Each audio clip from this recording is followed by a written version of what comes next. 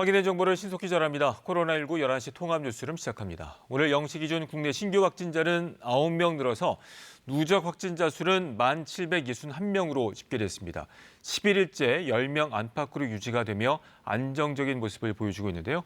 잠시 뒤에는 중앙재난안전대책본부의 브리핑이 있을 예정입니다. 먼저 박광식 의학전문기자와 함께 이야기 나누겠습니다. 자, 오늘도 11일째네요. 10명 안팎의 확진자가 나왔습니다. 예, 맞습니다. 네. 오늘 오전 10시에 발표된 국내 코로나19 확진 현황에 대해서 좀 잠깐 짚어보도록 네. 하겠습니다. 확진자는 1,761명으로 어제 9명이 늘었습니다. 네. 지금 열흘 이상, 지금 10명 안팎으로 계속 신규 확진자 수가 안정적으로 유지되고 있습니다. 그리고 현재 사망자는 246명으로 어제 안타깝게도 2분이 더 돌아가셨습니다. 지금 현재 그리고 국내에서 치료 중인 분들은 1,593명입니다. 그리고 완쾌돼서 격리 해제된 분은 8,900명 정도 이렇게 집계되고 있고요. 국내에서 지금 검사를 받고 있는 분들, 검사 결과를 기다리는 분들은 8,300명 정도가 됩니다. 네. 그리고 국내 코로나19 지금까지 검사를 한 번이라도 받은 사람의 숫자는 61만 명이 넘었습니다. 네. 오늘 신규 확진자 9명에 대해서 좀 더 구체적으로 살펴보면요. 네. 해외 유입이 추정되는 분이 5명, 그리고 네. 지역 발생이 4명으로 이렇게 한 거의 반반 정도 지금 비율입니다. 구체적으로 검역에서 3명, 대구에서 3명, 경기에서 2명, 그리고 충남에서 1명 신규로 확진이 됐습니다. 전체 치명률은 2.29%로 집계되고 있습니다. 0.02%씩 조금씩 올라가고 네. 있는데요. 80대 이상에서는 24.3%, 그리고 70대에서는 10.3%, 60대에서는 2.6%로 집계되고 있습니다. 그리고 현재 환자분들의 상태 중에서 산소 치료가 필요한 이 중증인 분들은요, 지금 네. 9명으로 집계되고 있고, 그거보다 더 위중한 분들은 29명으로 지금 조사되고 있습니다. 그리고 이제 재양성자, 그러니까 완쾌돼서 퇴원을 했는데 다시 검사를 했더니 양성인 분들, 재양성. 그 네. 현황도 나왔는데요. 예. 지금까지 재양성자는 국내에서 277명으로 집계되고 있습니다. 전 연령대에서 고르게 재양성자가 나오고 있는데 그렇군요. 20대에서 23%로 가장 많고요. 네. 그리고 50대, 30대, 40대 순입니다. 네. 오늘 중앙임상위에서 이 재양성자에 대한 의견을 제시했는데요. 네. 코로나19 재양성일 경우 이게 불활성화된 이 바이러스 검출 가능성이 크다. 그러니까 감염을 일으키지 않는 바이러스의 조각들이 나올 가능성이 크다라고 얘기를 했고요. 네. 사실 이 환자분들이 완치된 뒤에 그 탈락한 세포 속에서 코로나 바이러스 유전 물질이 검출이 가능하다. 자, 현장으로 가보도록 하겠습니다. 직접 들어보시겠습니다. 수요일 정례 브리핑을 시작하겠습니다. 오늘 0시 기준으로 신규 확진 환자는 9명으로 치료받고 계신 환자분들은 1,593명이 되었습니다. 안타깝게도 어제 2분이 사망하셨습니다. 고인들의 명복을 빌고 유가족분들께도 깊은 위로의 말씀을 전합니다. 신규 확진 환자 9분 가운데 4건은 국내 확진 사례입니다. 해외 유입 신규 사례는 총 5건으로 검역 단계에서 3건, 지역사회에서 2건이 확진되었습니다. 오늘 정세균 총리 주재로 열린 중대본 회의에서는 각 중앙부처와 17개 시도와 함께 연휴 대비 안전관광 방안, 연휴 대비 코로나19 방역대책, 소규모의 출장기업 베트남 특별 입국 추진 동향 등을 논의하였습니다. 정세균 국무총리께서는 38만 명의 미등록 외국인이 불안한 신분으로 인해서 의심 증상이 있어도 선별진료소를 찾지 않는다면 지역사회 감염으로 확산될 가능성이 있기 때문에 이들이 신분 걱정 없이 마스크를 공급받고 보건소나 의료단체에 진료를 받을 수 있도록 조치가 필요하다고 지시하셨습니다. 또한 오늘 전세 기편으로 중소, 중견기업 관계자 340명이 베트남에 입국할 수 있도록 입국 제한 예외 조치를 위하여 노력해온 관계자들의 노고를 치하하시는 한편 지역사회를 코로나19로부터 지키기 위하여 지난 석 달간 야근과 철야를 반복하면서 방역 현장에서 헌신한 전국 225개의 지자체 공무원들께도 감사를 전하셨습니다. 최근의 코로나19 상황이 많이 나아졌다 하더라도 여전히 10명 안팎의 신규 확진 환자가 꾸준하게 발생하고 있습니다. 그럼에도 불구하고 내일 4월 30일부터 시작하여 5월 5일까지 이어지는 긴 연휴 기간 동안 많은 국민들께서 모임, 행사, 외출, 여행을 계획하고 계신 것으로 알고 있습니다. 코로나19는 사람들의 이동과 밀집 그리고 접촉이 잦아지면 그만큼 감염의 위험도 매우 높아집니다. 방역 당국은 이것이 코로나19 감염의 재확산으로 이어지지 않을까 매우 우려하고 있습니다. 이에 따라 정부는 지방자치단체와 함께 이번 연휴 기간 동안 코로나19를 차단하기 위해 여행지나 관광시설에서 지켜야 할 개인위생과 방역 조치를 점검하였습니다. 먼저 연휴 기간 대비 안전 관광 방안에 대하여 설명드리겠습니다. 문화체육관광부와 한국관광공사에서는 자동차나 기차와 같은 이동수단을 이용할 경우 또 휴게소, 관광지, 쇼핑몰이나 시장과 같은 여행 경로에 따라 지켜야 할 기본 수칙을 마련하였습니다. 기본적으로는 여행지나 관광시설에 입장할 때 발열 체크, 마스크 착용, 또 그리고 음식물을 드실 때는 개인용 식기를 사용할 것과 같은 상황별 안전수칙으로 구성하였습니다. 해당 수칙은 문화체육관광부의 홈페이지, 대한민국 구석구석 홈페이지 등을 통해서 확인하실 수 있습니다. 국민 여러분들께서는 여행을 떠나시기 전에 관심을 가지시고 수칙을 숙지하여 주시기 바라며 현장에서도 적극 활용해 주시기를 당부드립니다. 정부는 관광객들이 한꺼번에 몰릴 수 있는 우려가 있는 주요 관광지에 문화관광 해설사를 배치하여 방문객들이 방역수칙을 준수하실 수 있도록 하겠습니다. 또한 각 지역의 주요 관광지에는 손소독제와 같은 방역 물품을 비치하고 관광객의 마스크 착용을 확인함과 함께 지역 자율적으로 관광시설 예약제, 관광지 내의 한 방향 관람 동선 마련, 차량 이동 관람 등을 도입하도록 할 예정입니다. 이러한 노력들을 통해 5월 5일까지 이어지는 사회적 거리 두기를 준수하면서 동시에 안전하게 관광을 할 수 있도록 하겠습니다. 한편 오늘 회의에서는 이번 연휴 기간 동안 여행객이 다수 몰릴 것으로 예상되는 강원도와 제주도의 코로나19 방역 대책에 대한 논의가 있었습니다. 현재 강원도는 5월 5일까지 이어지는 사회적 거리두기 기간입니다만 지난해의 약 90% 수준의 관광객이 방문할 것으로 예상하고 있습니다. 특히 속초 강릉 지역의 숙박시설은 연휴 기간 중 예약률이 97%에 달하고 있습니다. 강원도는 휴게소, 버스터미널, 기차 역사에 열 화상 카메라를 배치하고 방역 소독을 실시하고 있으며 연휴 기간에는 모든 야외 활동 관광지에 대하여 특별 방역을 실시할 예정입니다. 주요 관광지에는 안내 데스크를 설치해서 이용자들이 발열 상황을 체크하고 증상 유무를 확인하고 유증상자가 있을 경우에는 관할 보건소로 통보할 계획입니다. 마스크 착용과 2m 이상 거리 유지와 같은 기본 방역 수칙을 안내하고 관람객 간의 거리 유지를 위한 동선을 표시하고 구역별로 안내위원을 배치함으로써 코로나19 차단을 위한 적극적인 노력을 진행할 계획입니다.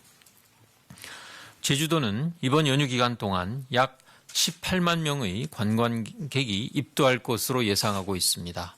전년 대비 43%가 감소한 수치이기는 하지만 여전히 방역적 측면에서 대규모의 관광객 이동에 따른 우려가 있습니다. 제주도는 4월 30일부터 제주공항의 입도 검역을 강화하여 입도객의 발열 감지 기준을 종전 37.5도에서 37.3도로 하향 조정하고 공항 내의 도보 이동용 선별진료소에서 해외 입국자뿐만이 아니라 발열 증상자에게도 진단검사를 실시토록 할 계획입니다.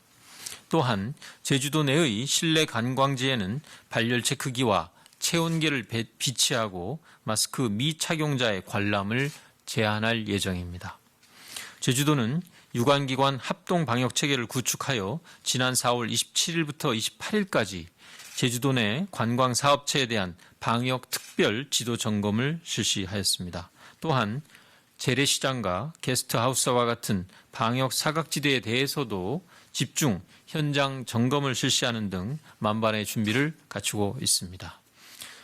이와 같은 준비에도 불구하고 정부는 5월 5일까지 이어지는 사회적 거리두기에 따라 가능한 모임과 행사, 여행 등은 자제하여 주시기를 거듭 요청드립니다. 불가피한 사정으로 외부 활동을 하게 되더라도 코로나19 예방을 위한 개인위생 수칙과 안전여행 수칙을 사전에 숙지하고 현장에서 철저하게 실천하여 주시기 바랍니다. 코로나19로부터 안전한 여행을 위해서는 높은 시민의식을 바탕으로 다른 사람을 배려하고 자신의 불편을 감수하여야 합니다.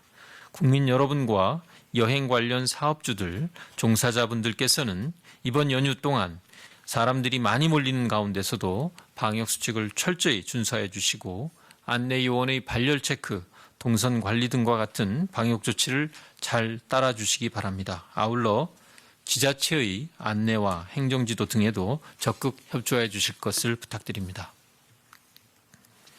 다음으로 대구 경북 지역의 생활치료센터 운영 종료 계획에 대하여 말씀드리겠습니다. 그동안 보건복지부와 행정안전부 등으로 구성된 범정부 합동지원단은 코로나19로 인한 대구 경북 경증 환자의 치료를 위하여 총 16개소의 생활치료센터를 설치 운영해 왔습니다. 환자가 줄어들매 따라 대구 경북 지역의 16개 센터를 단계적으로 줄여왔으며 4월 30일 마지막 2개소가 문을 닫으면 모든 대구 경북 생활치료센터는 운영을 마치게 됩니다.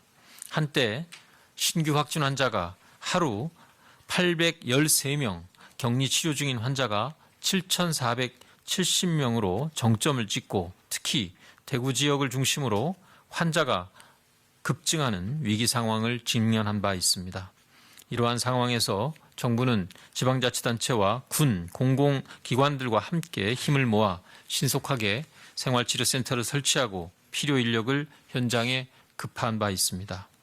이후 우리는 환자의 상태에 따라 경증, 무증상 환자는 생활치료센터에서 지역사회로부터 격리시켜 치료하고 중등증 환자는 감염병 전문 전담병원으로 이송하여 적절한 치료를 받을 수 있도록 하였습니다. 이는 우리나라가 코로나19 환자의 특성을 고려하여 세계에서 최초로 도입한 새로운 방식으로 급격한 환자 증가에도 불구하고 중증도별로 환자를 분류 배분함으로써 효율적으로 자원을 관리한 것으로 평가받고 있습니다. 지금까지 대구 경북 생활치료센터를 통해서 총 3,037명의 환자가 완치되어 격리 해제되었고 이는 대구 경북 전체 완치자의 약 42%입니다. 마지막 2개소에 남아 계신 환자 72명도 4월 29일 병원으로 이송하여 모두 완치될 수 있도록 치료를 계속할 계획입니다. 앞으로 정부는 생활치료센터의 시설 인력 기준, 환자관리 방법 등을 표준화한 모형을 마련하여 향후 감염병이 발생할 경우 지자체별로 이 모형에 따라 신속하게 생활치료센터를 설치할 수 있도록 지원할 계획입니다. 또한 생활치료센터 모형을 국제 기준에 맞게 표준화하여 해외에 널리 알리는 등 생활치료센터가 K-방역 모델의 핵심으로 작동할 수 있도록 할 계획입니다. 지금까지 대구 경북 생활치료센터를 위하여 애써주신 모든 의료진과 의료기관 그리고 정부와 지자체의 공무원 등 현장 근무 인력에게 감사드립니다. 또한 대구 경북센터를 위해 기꺼이 시설을 협조해 주신 삼성, 현대자동차, LG디스플레이, 기업은행, 대구은행, 농협, 경북대학교, 서울대학교, 가톨릭 대구 대교구, 국민건강보험공단, 국민연금공단 등에도 깊은 감사의 말씀을 드립니다. 최근의 안정적인 방역 상황을 보면서 정부의 우려가 과도하다고 생각하면서 사람들이 밀집한 장소에서 개인 위생이나 방역 조치를 소홀히 하시는 분들이 계십니다. 한 명의 감염 환자에 의해서 대규모의 집단 감염이 발생하고 국가 전체의 위기로 번질 수 있습니다. 최근의 방역 성과는 그동안 우리가 사회적 연대를 바탕으로 힘을 모아 다 함께 사회적 거리두기를 실천한 성과였다는 점을 잊지 않아야 합니다. 내일부터 최장 6일의 긴 연휴가 시작됩니다. 이 기간이 진정한 황금 연휴가 되기 위해서는 단순히 가족들, 친지들과 먹고 마시고 즐기는 시간으로 보내는 것은 부족합니다. 함께 자신과 가족과 이웃을 지키고 배려하는 안전하고 즐거운 시간이 되어야 비로소 진정한 황금 연휴가 될 수 있습니다. 이번의 긴 연휴 기간에도 방역과 진료에 최선을 다해 노력할 의료진과 현장 종사자 그리고 공무원들의 노고를 기억해 주시기 바랍니다. 2020년의 긴 연휴가 국민들께서 감염병 위협으로부터 새로운 질서를 만들고 지키며 안전하고 즐거운 일상을 가능하게 한 첫 출발로서 우리 모두가 함께했던 진정한 황금 연휴로 기억될 수 있게 되기를 바랍니다.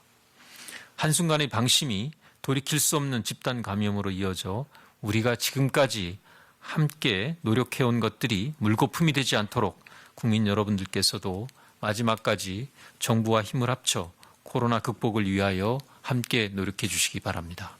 감사합니다. 지금부터 질의응답 시간을. 네, 중앙재난안전대책본부의 브리핑 들으셨습니다. 이어지는 질의응답은 KBS 유튜브 라이브를 통해 보실 수 있습니다. 박광식 의학전문기자와 함께 브리핑 내용 정리해 보도록 하겠습니다. 여러 가지 얘기가 나왔습니다만 중요한 것들이 이제 미등록 외국인에 대한 이야기 또 황금 연휴에 따른 안전 관광 방안인데요. 먼저 그 38만여 명의 미등록 외국인에 대한 문제가 제기가 됐어요. 네, 일단 국내에서 이 방역의 사각지대가 이제 결국 미등록 외국인들에 대한 문제가 이제 제기가 되고 있는 건데요. 정세균 총리가 언급을 했습니다. 이 국내 네. 불법 체류자에 대한 것들에 대해서 우리나라에 약 38만여 명의 미등록 외국인들이 체류하고 있다. 그렇게 파악하고 있다고 얘기를 했고요. 네. 실제로 싱가포르의 예를 들면서 열악한 외국인 근로자 기숙사를 중심으로 집단 감염이 확산된 바가 있고 밀폐된 생활 공간, 방역 네. 물품 부족으로 일단 감염이 발생하면 쉽게 확산된다라고 얘기를 했습니다. 정 총리는 이런 상황이 우리의 경우도 다르지 않다는 건데요. 네.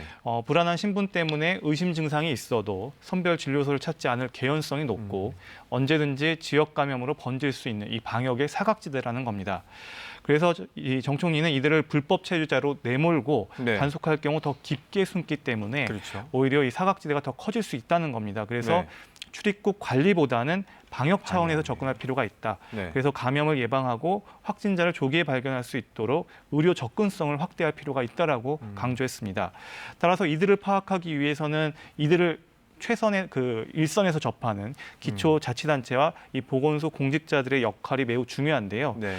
외국인 밀집 지역의 방역 강화와 함께 이들이 신분 걱정 없이 마스크를 공급받고 그렇군요. 보건소나 의료단체의 진료를 받을 수 있도록 조치할 것을 당부했습니다. 예, 방역 사각지대이기 때문에 말씀 주신 것처럼 출입국 관리라는 관점보다는 이제 방역 관점에 접근할 필요가 있을 것 같고요. 또 하나 나오는 것이 이제 안전 관광 방안입니다. 특히 강원과 제주의 방역 대책이 나왔는데 제주 같은 경우는 공항에서의 그 발열 체크가 좀 보수적으로 더 엄격해졌네요. 네, 맞습니다. 지금 정부가 지금 환자의 신규 확진자 수가 안정적으로 관리되고는 있긴 하지만 지금 앞으로 있을 최장 6일까지의 긴 연휴를 네. 앞두고서 상당히 긴장한 모습을 보이고 있습니다. 실제로 제주도에는 이제 18만 명의 관광객이 네. 입도할 예정이라고 했고요. 물론 이 숫자도 전년 대비 한 43% 감소한 수치지만 뭐 지난달이나 그 이전 달에 비해서는 확실히 더 많은 숫자가 이번 그렇죠. 연휴에 제주도를 가기 때문에 네. 방역 측면에서 아무래도 우려가 있다. 그래서 이제 제주도에서는 이제 입도 검역을 강화하는 지금 조치들이 발표가 됐는데요. 네. 그러니까 발열 감지 기준이 지금 현재는 37.5도입니다. 근데 이제 네. 이 기준을 37.3도로 더 낮춰서 네. 살짝 미열만 있어도 이제 중간에서 이제 그 의심 환자로 분류해서 검사를 하겠다는 진단 겁니다. 검사를 하겠다. 그래서 네. 도보 이용 선별 진료에서 이런 발열 증상자에 대해서 이제 진단 검사를 하겠다는 거고요. 네. 또 제주도에 있는 뭐 관람 시설들이 많으니까 마스크를 미착용할 경우에는 그런 것들을 이용하지 못하도록 하는 제한 조치가 이미 하겠다라고 얘기를 했고요. 그밖에 이제 행사나 여러 가지 모임, 뭐 제주도에서 같이 단체로 식사하거나 뭐 단체로 활동하는 네. 것들에 대해서도 각별한 주의를 또 당부를 했습니다. 네. 이것과 함께 이제 강원도에 네. 대한 얘기도 같이 언급을 했는데요. 지난해 에 비교해서 한 90% 이상이 또 이제 아마 강원도에 또 방문할 것으로 보이는데 실제로 속초나 강릉 보면 연휴에 숙박업소의 예약률이 97%에 달한다라고 그러니까요. 밝혔습니다. 네. 그래서 휴게소 이제 강원도에 가는 그 길목마다 휴게소마다 열화상 감지 카메라를 설치하고 거기서 발열이 있는 사람들을 갖다가 좀 선별적으로 선제적으로 좀 찾아내겠다. 그리고 각 관광지마다 방역 소독을 하고 또 실제로 손 소독제를 비치를 하고 또 여러 가지 동선에 있어서 또 한 방향으로 관람을 하게 하는 등 여러 가지 조치를 갖다가 지금 이번 긴 연휴 기간 중에 더 엄격하게 보수적으로 이제 대응하겠다라고 밝혔습니다. 진정한 황금 연휴가 되기 위해서 우리가 잘 좀 관리를 해야 될 것 같습니다. 여기까지 듣겠습니다. 경제 관련 소식 알아보겠습니다. 국회가 오늘 밤 본회의를 열어 긴급재난지원금 지급을 위한 2차 추경안을 처리할 예정입니다. 추경안이 통과가 되면 다음 달 중에 4인 가족 기준으로 가구당 100만 원의 지원금이 지급될 것으로 보입니다. 조지현 기자입니다. 전국민 긴급 재난지원금 지급을 위한 12조 2천억 원 규모의 2차 추경안. 통합당은 3조 6천억 원가량으로 예상되는 국채 발행 규모를 줄일 것을 요구하고 있습니다.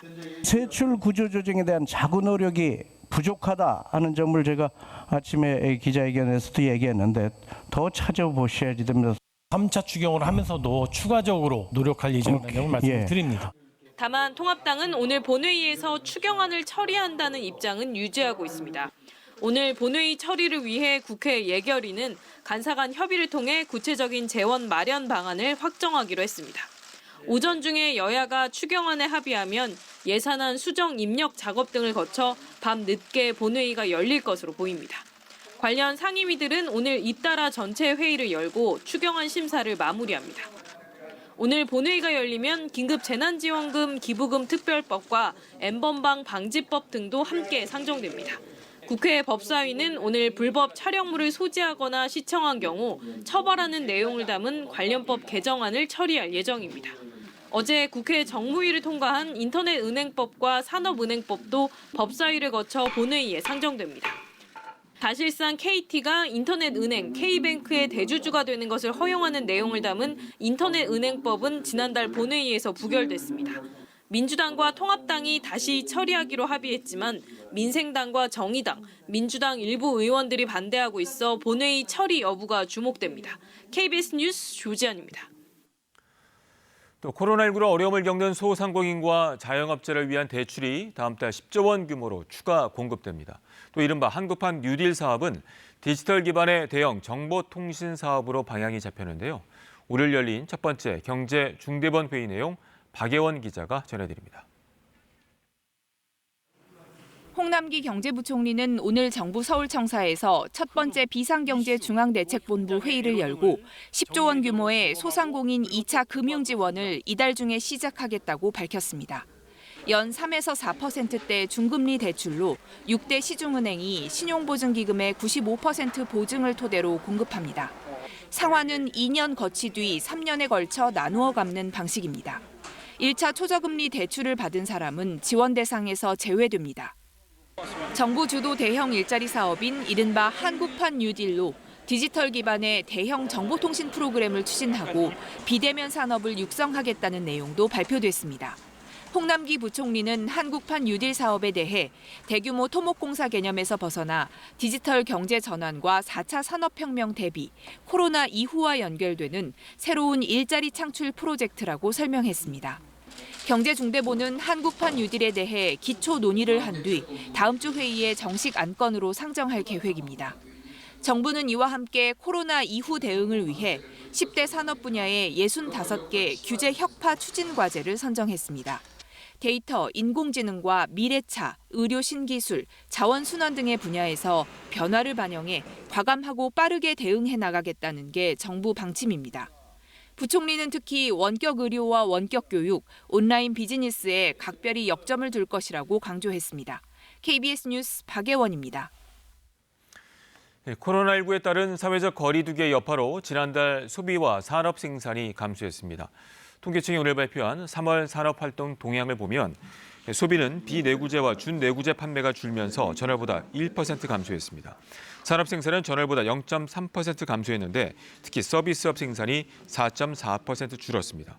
현재 경기를 나타내는 동행지수 순환 변동치는 전월 대비 1.2포인트 하락했고 향후 경기를 예측하는 선행지수 순환 변동치 역시 전월 대비 0.6포인트 떨어지면서 두 지표 모두 10여 년 만에 가장 큰 낙폭을 보였습니다. 미국 상황입니다. 코로나19 확진자 100만 명을 넘긴 미국은 경제 정상화 시기를 놓고 각 주별로 혼선을 거듭하고 있습니다. 트럼프 대통령이 조만간 학교 수업도 정상화하겠다는 의지를 밝히면서 논란은 더 증폭되고 있는데요. 이 소식은 서지영 특파원이 전해왔습니다. 코로나19 누적 확진자 100만 명을 넘긴 미국은 주마다 경제 재개 시점을 놓고 논란이 지속되고 있습니다. 조지아주 등을 필두로 재가동에 시동을 걸고 있는 가운데 트럼프 대통령이 학교 수업도 정상화시키겠다는 의지를 밝혔습니다. You'll see a lot of schools open up, even if it's for a very short period of time. I think it would be a good thing because, as you see, in terms of what this vicious virus goes after, young people seem to do very well. 브리핑에 앞서 주지사들과의 화상통화에서도 공립학교의 재개학을 촉구했지만 어느 주지사도 대통령의 의견에 동의하진 않았다고 뉴욕타임스는 전했습니다. 현재 학교를 문 닫은 곳은 모두 43개 주. 다음 달 7일 개학을 저울질하는 몬태나주를 제외하곤 재개에 신중한 입장입니다. 트럼프 대통령이 봉쇄 조치 해제 초기 단계에서 개학을 서두르는 이유는 경제 재개의 핵심 요소이기 때문입니다. 자녀 돌봄 부담이 덜어져야 경제 정상화에도 속도가 붙을 것이란 판단에서라고 AP통신은 분석했습니다. 하지만 반발도 만만치 않습니다. 미 교사연합, 국가교육협회 등 교사단체들은 아직 시기상조라는 입장입니다. 진단과 추적 시스템 확보, 발열 체크의 의무화, 개인 보호 장비 지급 등이 이뤄지기 전에 재개할 경우 시위도 불사하겠다고 밝혔습니다. 정원 사이트에는 6만 명 이상이 동의했습니다. 미 질병통제예방센터는 최근 완화 지침에서 감염자가 현저히 감소하는 2단계의 개학이 가능하다고 밝혔습니다. 하지만 학부모와 교사들은 섣부른 학교 재개를 꺼리고 있어 등교 수업 전환은 당분간 힘들 것이란 전망도 나오고 있습니다. 버지니아에서 KBS 뉴스 서지영입니다. 코로나19 통합 뉴스룸은 잠시 뒤 12시 뉴스에서 이어집니다. 고맙습니다.